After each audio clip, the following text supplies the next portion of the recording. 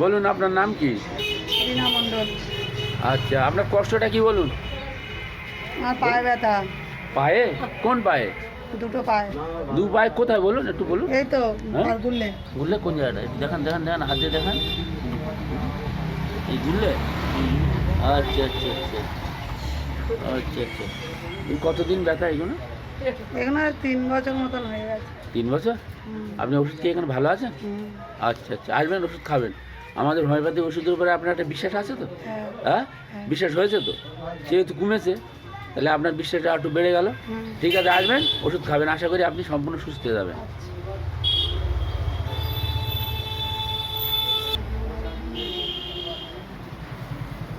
ওই নার্দির ছবিটা চলো।